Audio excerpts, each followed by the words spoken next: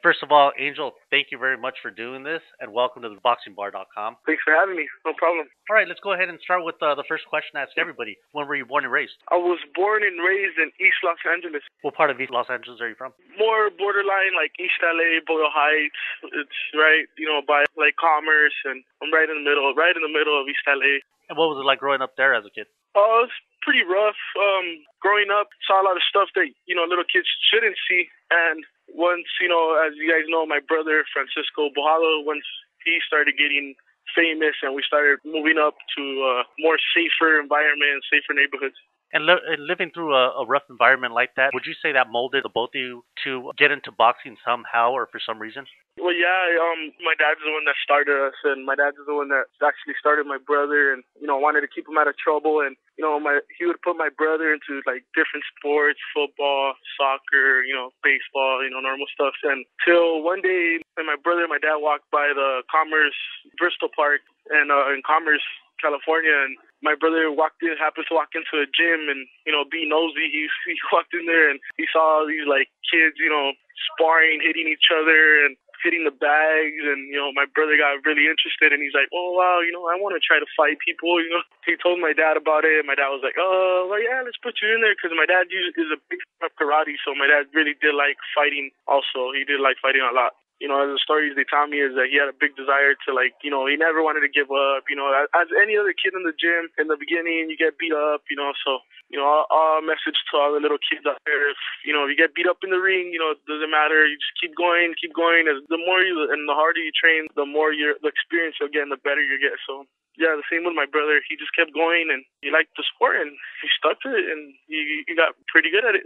At that point, how old was he, and how old were you? Okay, he started around, I think, like 8 or 9, so I was already like 3 or 4 years old, so I was already, my parents would take me to his fights, and, very little brief tips of memories of his fights I do have as he was an amateur, and I remember just watching him fight, and it amazed me, as a little kid growing up watching people hit each other, it just really, really came naturally to me. So I guess being around that environment, it stuck to me. It was, I guess, a part of me, you could say, basically like I was born to fight because I was always around it as a little kid, and, watching my brother do really good and winning his, nationals and worlds. So I guess I started coming up, and I started, once I could walk and talk and punch and cry, I tried to do, whatever I could to do what my brother did, which was boxing. Right, to mimic your brother who you looked up to. Yeah, very much. And what were you like as a kid growing up? Were you quiet? Were you shy? Were you outgoing? Were you a troublemaker?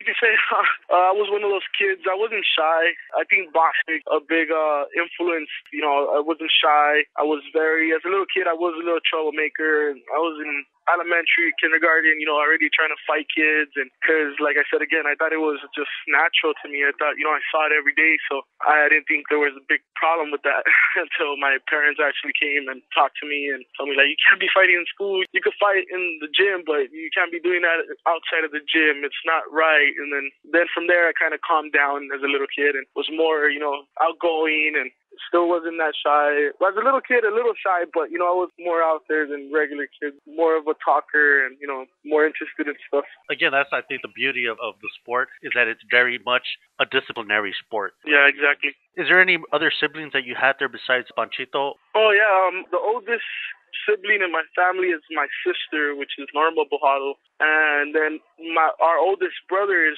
Adrian Bojado Jr., and then it's my brother Francisco. And then we have another brother that's between me and Francisco, which is Giovanni Bojado. And so you're the youngest one? Yeah, I'm the youngest.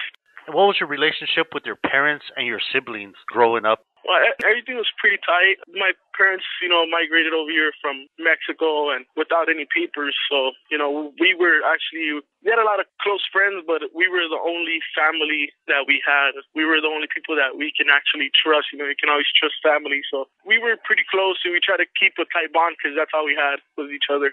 And what was Angel Bojado like in school? What were you like as far as grades and your behavior in school? The beginning of my teenage years, I was actually really, really good in school. And as I started getting older in boxing and in school, like I always thought boxing was more important because it's something I love. So as far as school goes, like I didn't really pay too much attention to it. But now, as I was getting older, I realized that was a big mistake that I was doing. As a younger kid, because I'm young, but as a younger kid, I didn't realize that I was making a big mistake in just worrying about boxing. I didn't really care about school. I just showed up to school because it was something I had to do, but it's not something you have to do. It's something, it's actually a reward for you. It's not something that you're made to do. It's something that it's for you. It's not for nobody else. It's for your life, not for your enjoyment. A lot of us kids don't realize that because we're kids, we're young, and all we wanted to do is have fun and just mess around in school and talk to girls and hang out with the boys. And I want to put it on the record because, I think it's really important to emphasize how school is really important. Actually, how old are you yourself right now? Well, I turn 18 actually next month. Whether it be in school or in life, what's your favorite subject? My favorite subject in school, which was science and biology and all that. So all that like anatomy and chromosomes and all that stuff. Like it really got an interest in me. There's some people that tell me, I had a messed up childhood. We had a very bad household. We grew up with a family that was dysfunctional, and there's some that say, hey, we were a tight family. It's like all these questions, there's a little something how someone becomes a boxer. And I think that's why I ask all these questions for these reasons. Growing up, families, they're always going to fight. No matter what anybody says, family, there's always a family feud. Same here, we have our ups and downs. As a kid, I grew up in like the rough side of East LA, and then God blessed us with a couple of years of living the good life with my brother, which, he had a couple of years in the pros, and he was famous for, he was a big prospect for a couple of years. And, for those couple of years, we lived the good life for like, can I say about 5 years. We lived a really nice, life that we haven't experienced. And Francisco took a wrong path in his life that, made us come back to the rough side of East LA. But we don't blame him because, God blessed us with those couple of years of enjoyment, gave us a taste of how it is. And I guess it was in God's plan to show us, if you want that, you got to come back and you have to earn it. And, that's my mentality right now. I got a taste of the good life. And if I want the good things in life, I'm going to have to train hard and work hard and put in the hard work to get the enjoyment of boxing. Not only that, something you got to understand is that your brother, like you said, had so much on his shoulders at such a young age. Oh yeah, very almost your age, and he was considered he was the biggest prospect. I remember hearing of him before he even became pro. Like you, his first match was on Showtime. He debuted on Showtime. You walked out with him. I remember that. And he was considered to be the next huge prospect. And that's a lot to have on your shoulders at such a young age. You see all this stuff that goes on with all these kid actors that grow up because they had to deal with all this stress because they had their whole family on their shoulders and carrying them and saying, hey, I have to try to get them a good life, going through bad times as well. Yeah, of course, because that's why a lot of us, we take stuff for granted. And a lot of people think that, since he was a big prospect or, he was a big up-and-coming star, they think that it comes easy and it's easy, but they don't know all the pressures that come. Because I was with him, every single step of the way in in his professional career, and I seen all the good and bad, and I seen it all in the upcoming of his career. So I understand it brings a lot of pressure, and we don't blame him. We actually support him, But I'm gonna try to do things different this time, and I'm gonna try to do everything right, and maybe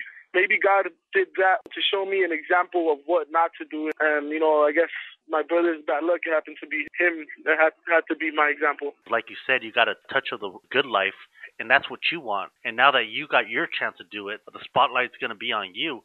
Yeah, exactly. And that's I do see it as I'm lucky to have seen that. But I'm saying, as I was saying, I was referring that my brother got the bad luck for him being my example. You get me? Like he's the one that went down, and But now I'm taking it as a lesson.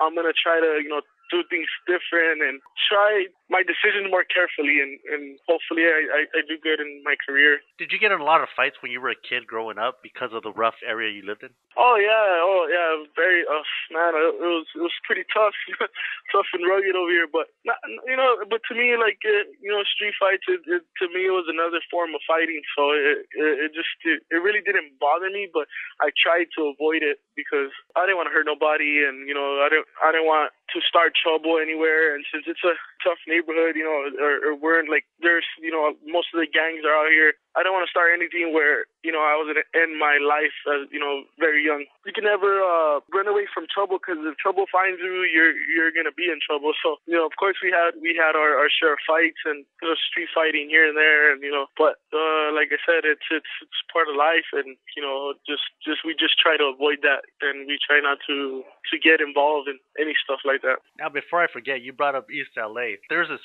place I loved, and one of my friends took me one time to eat over there on my birthday a few years back, and I freaking loved it. It was called Teppanyaki. Oh man, you hit the jackpot. I'm gonna tell you, you hit the soul of East LA. It's Mexican ground place right there. Right. It's called El Tepeyac. Oof. If I wasn't a boxer, and man, if I really didn't want to stick to this life, and I would be there every weekend, bro. Every weekend eating those tacos, hitting them hard too.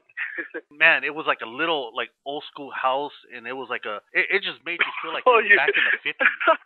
And I remember I had to use the bathroom, so I went to the bathroom, and it seemed like you had to walk through like a little alley to go to the bathroom in the back, and I was like, man, this is old school, but yet you feel so good being there because you feel like you're at grandma's house. Oh man, you feel right at home. You hit the jackpot. You hit the original spot. Have you ever heard of Oxnard before? No, I was actually down there for actually a training camp to spar Victor Ortiz. I went over there to Ventura. I guess it's close by. I guess I don't know Oxnard. Yeah, Ventura. It's in Oxnard, right? Yeah, it's the next city up, and actually Oxnard's in Ventura County. So he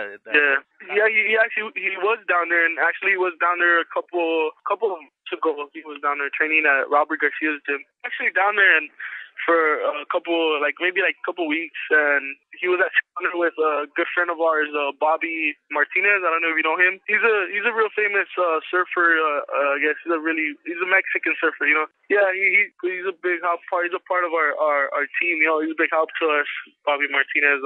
But yeah, he's out there, and he went out there with Panchito, and Panchito stood at his house. Actually, slept at his house for a couple of days, and then he went to the Robert Garcia's gym, and then actually when I was out there to spar Victor, he was there, and he showed up to the sparring session, and he was there, and he took us out to eat, and I know him over there. He's really good. He's good guy, man. He's real solid dude. He's a good help to our team, and great guy. I left my amateur trainer, and I had nobody to train down here with. So then they offered me to go up there. Robert offered me to go up there, and I was supposed to go, but something came up, and I got my own coach out here, and some stuff came up. So yeah, everything kind of, my plans switched up. But I was over there in Oxnard more than once. I don't know if you ever heard of the National Towels in Oxnard over there. It's pretty much like across the street from my house.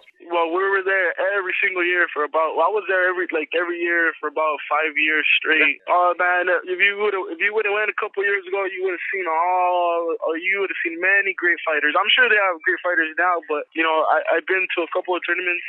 These couple of years, like I've seen them, and I think our era, from a couple of years ago, we were pretty strong, man. It was a really good boxing. A lot of talent. And what were some of your first memories that you have of boxing, or as a kid watching boxing on TV or with your family? What do you remember about boxing? I just remember actually just my brothers, him at his boxing shows, not even tournaments, like his boxing. I think it was boxing shows, and I remember, being around the whole environment, and then every day going to the gym. My dad would take me because I was young. I'd have no school yet, but my brother, after he got out of school every day, take him to the gym. So I remember me and my dad and my brother were pretty close, and we would always be at the gym. And oh man, I just remember the sound of the speed bag, the sound of punches hitting the mitts, and the sound of the jump rope, and my favorite sound, the bell.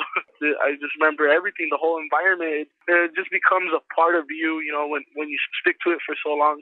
Was your dad a boxing aficionado? Did you watch all the fights on TV? And what do you remember of watching boxing on TV yourself? Yeah, my dad was more of a Bruce Lee fan. He was a big martial arts fan, karate and kung fu and all that. So he was a big fan of that. My dad would watch some boxing, but he was a big karate fan. But when my brother joined boxing, my dad, kind of started doing his homework too. Also, he tried to help as much as he could. So he would sit us down, and he would be like, he'll sit my brother down. He'll tell him, look, son, you have to make him watch Cesar Chavez fights, and be like, look, this is how you have to work on the inside. This is how you work your jab. And my dad was teaching him more of the Mexican era fighters. But as my brother grew, the stories that he would tell me as he would grow, he would see more of the U.S. fighters, the Roy Jones, the Terry Norris, and he liked those are his his fighters, and Muhammad Ali, of course, the great jabber. And so he would try. My dad would make him watch a lot of Mexican fighters,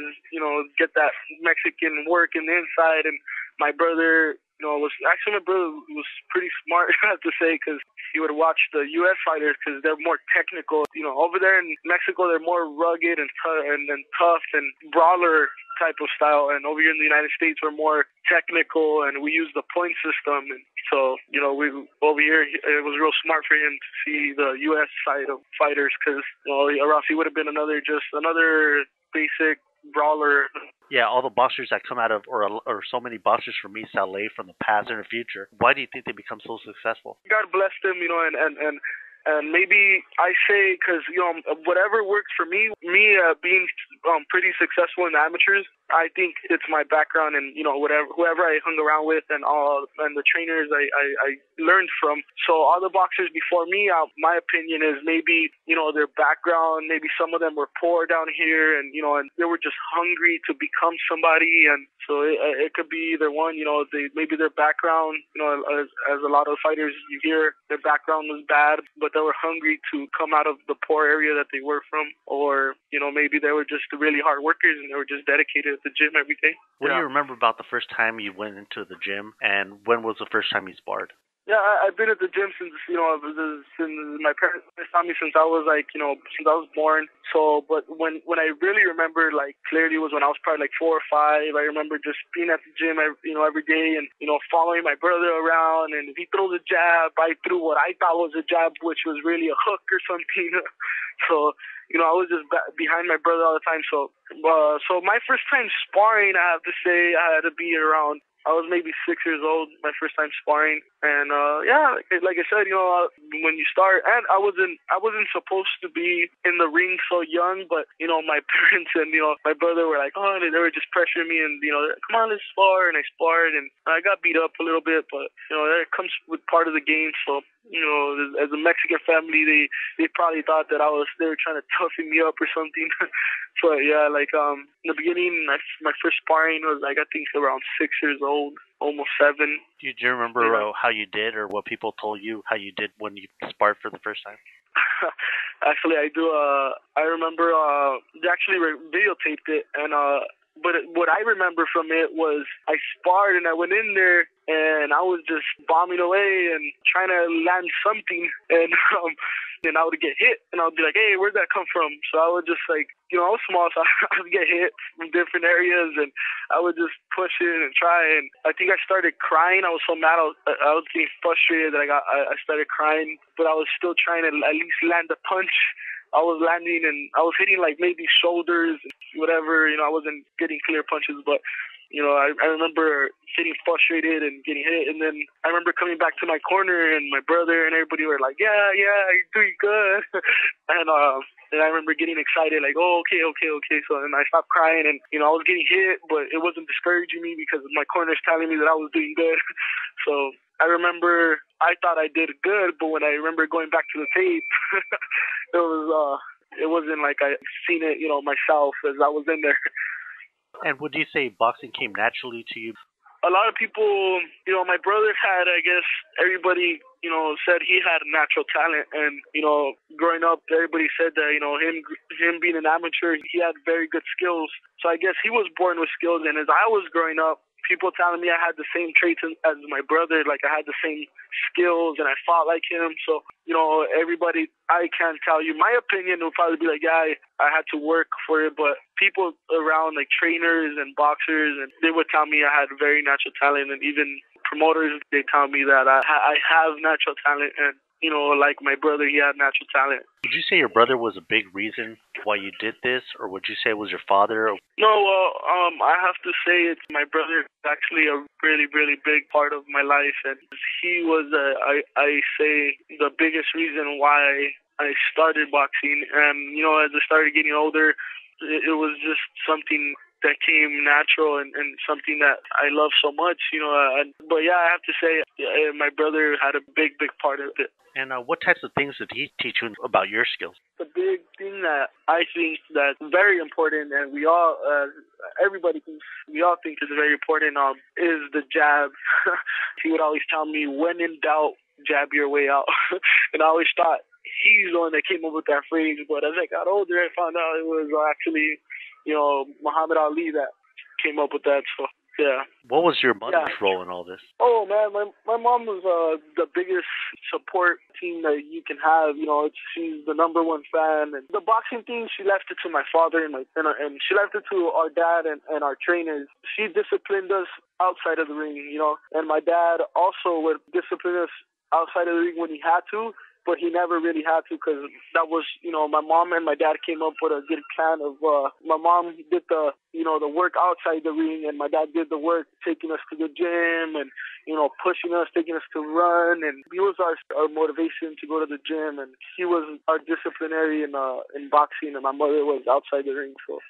Was she ever fearful, would she start crying or stuff like that when she'd see you get in the ring and getting hit, or was she pretty strong about it? Oh, well, actually, she was in the beginning with my brother. With my brother, she would cry, and she would be, screaming, don't hit my son. And she was more scared for my brother, but since she already been through that, she's used to it now. Even though I'm the youngest, it still kind of scared her, but, the main thing she would always tell me, don't get hit. That's what she would tell me, don't get hit. In your opinion, how important is it to have an amateur career? It depends on, it also depends on the person and gym time.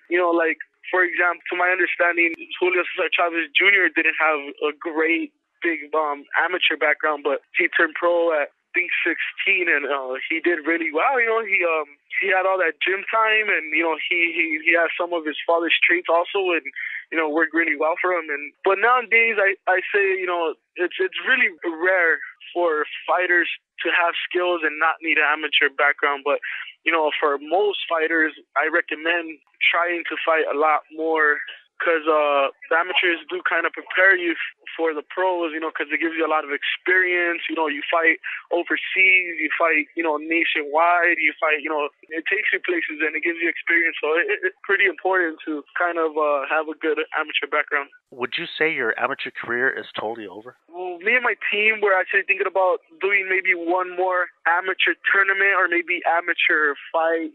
We're actually trying to figure that out, because our game plan is to turn pro sometime next year, within the first 2 months, in second month of next year, around there. I'm eager to get to the to get to the pros and show what the little Bojado can do. What's your assessment of your amateur career so far? What do you think of it, and how proud of or how happy are you with it? Well, I'm actually really, really happy, because you can't be ungrateful, and you gotta be happy with all the wins and losses. Growing up, I actually had a very good sportsmanship. So when my losses, I lost. Okay, that's fine. You gotta get back to the gym, work harder. So I want to put out there too to all the kids and all the boxing fans or all the boxers and athletes. If you lose, don't let it discourage you. The best fighters, came up from a loss and became great. So I liked it. I can't complain. The only thing that I could complain about the amateurs that's changing is it's more political than the pros. So there's more robberies. For every robbery that you get in the pros, there's 10 robberies you get in amateurs. So that's a big part of the amateur game that's not that good right now. But besides that, I can't complain. What would you do to change it? Well, I would, I have to start off to see the judges who are in there for the right reasons and have their best intentions in heart. Because in the amateur game, there's the officials in the amateur game in USA boxing. Most of them have kids that also box. So they always go for their kids' teams or teammates. So all the officials in the USA boxing they're there. They don't get paid to do it. They're there voluntarily, but they have to go through some classes to get their license, to know the rules and everything. So most of them do it to. If their kid loses, they're there like, oh, I'm gonna go and be an official so I could change that. You understand me? Like it's kind of like they do it all for the wrong reasons. And there's kids out here. I understand. In the pros sometimes maybe like I understand that, but and it's more important in the pros, but it's also important in the amateurs because there's little kids that train their butts off every day, and they put 100% in the gym, and it doesn't just hurt their boxing amateur career. It hurts them, like it could also hurt them in life. It's like it's not good for their self-esteem. Exactly. Sorry. Thank you. Self-esteem. So I think it's awful, for the kids to get robbed now. Would you say, like, ex-boxer be a good judge because he knows what the politics are, he knows what it's like to be robbed, and what it could boxer to get robbed? Would you say that would be a good way to go? Yes, I agree because you can't just go for your kid's team or for who you think won. You have to do it fair, and just because you like that kid, you can't give him the fight. You have to go for the person that actually won the fight. They train their butts off every day and they do everything they can. They give their team 100%, and the team gets sad because of their teammate lost. So it's not just the one person; it's the team, and people don't take in consideration that it hurts kids' self-esteem, and it's just not good for the sport. It gives them a bad name. It's not just a team; it's family. To us, it's family. We have family. Our team is our family. It's somebody you trust and somebody that's there with you for your blood, sweat, blood, and tears, and they're there for you all the way. And then when they see you lose, it discourages them too. So it sucks. What is your amateur record thus far? I have about 150 fights or 54. I think 154 fights around there, and I have 6 losses. Actually, I just counted my fights because since I'm getting signed to MP Promotions, they were asking me how many fights I have, and I don't keep count of my wins. I keep count of my losses.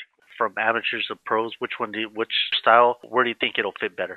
I think it'll fit better in the pros because in amateurs I was really good. I thought I was really good. I think I was. I have a lot of bouts and I have a good resume. I did good in amateurs, but growing up in the pros, it's easy for me to make the transition. It just takes practice and and time. So, but mine's real simple. To me, it's simple because once I started getting older and I was thinking more about the pros, I started settling down more like the pros. So, after my amateur fights, I've been more relaxed and more conservative and more technical and more aware, and I know where to pick my spots, where not to get in trouble, stay away from the ropes. And so I'm as I'm older, as I'm getting older, and I feel like I got a lot more to learn.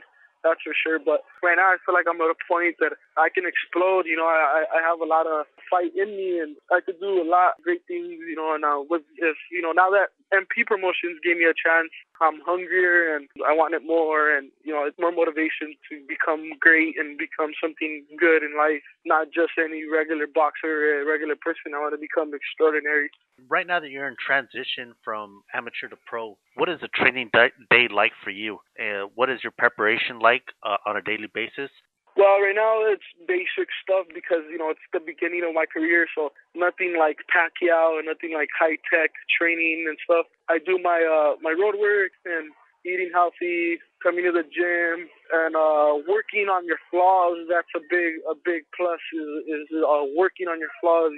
But you never want to leave your strengths out, so you got to put your strengths and your flaws. You have to work on your strengths. You always have to practice on your strengths, and you have to correct your flaws. So I like being technical. I'm more of a technical fighter, and I can also brawl. I can fight in the inside, but I like more of the technical, and I like playing it like a chess game. I like it real technical, fast, and I like to work more on my flaws and still work on the strengths, but correct the flaws. Now, MP Promotions, of course, which is Manny Pacquiao's promotion, is interested in signing you, or was. I don't know if you guys made it happen yet. Will it, or has it happened? Well, actually, we're in the process right now. We're getting everything getting the paperwork done, and I'm getting deals from somewhere else. But Manny Pacquiao Promotions is throwing the best best deal out there. So unless they don't want to sign me, which they already had told me clearly that they're very interested, but in signing me. So unless they say otherwise, but it's looking really good. We're in the process of it actually, like right now as we speak. So would you say, like, all this pressure of someone like Manny Pacquiao's promotion banging at your door, would you say that's motivation for you, or is that fear for you? It's actually motivation because I'm sure as you heard, my brother's mistakes. They put my brother's mistakes on me, so the pressure is actually from the other promoters that don't believe in me, because they pressure me into proving something to them, which I thought I proved already myself, and the world from the amateur perspective. Most of the promoters don't want to work with me because they think my brother's a big influence, but I have to say my brother, he is a big influence. I can't say he's not, because he is a big influence. He was the reason why they signed him, and he's the reason why they gave him the opportunity. He's the reason why he became the champion, and he became a big superstar. And like I said, he is a big influence, but I know better, and growing up and seeing his mistakes, I know better than to do his mistakes. So I want to put that on the record that I'm my own person. I always say it to the promoters, because they're always poking at me that, oh, you're like your brother, but on the record, I'm my own person. If I make a mistake similar to my brother, then that's when they can judge me. But I'm my own person, so I have my own mistakes, and I have my own good things about me and bad things about me. But I'm gonna work on my flaws. What is your first goal walking in the pros? My first goal in the pros is, of course, winning. The biggest goal out there to do is make noise.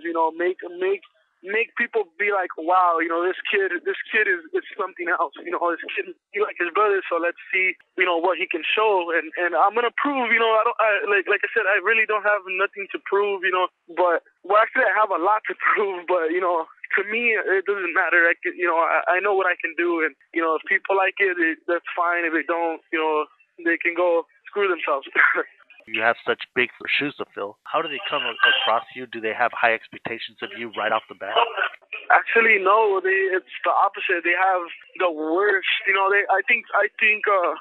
People write to me. People that I don't know. They tell me, you ain't gonna be shit like your brother. You're gonna end up just like him, and you're gonna be in jail and this and that. So I think they expect the worst, but it's gonna make me happy when I prove them wrong. I'm gonna try my best, and for all the Bojado fans out there, like I said, we love you. One of us is coming back. If my brother doesn't come back, one of us is coming back, and actually not coming. I'm not coming back. I'm actually gonna start. So one of us is gonna start a new chapter of the Bojado clan. So I hope you guys enjoy, and I hope everything, all the fans are still with us, and all the fans that my brother had, will like me, and hopefully I can satisfy them in watching me fight. So I hope they enjoy it, and because my opinion is I'm gonna do something great, and that's what I'm looking forward to. And with MP Promotions and my management team,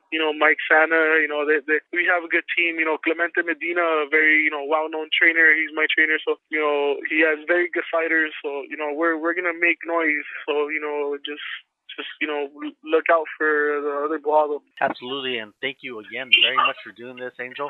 I know you're busy doing your thing, and I hope the very best for you. Well, I appreciate it. Thanks for having me, and thank you for your time. And my best goes out to you also. I appreciate everything. I appreciate the interview, and I hope your career as a commentator or as an interviewer. My best goes out to you.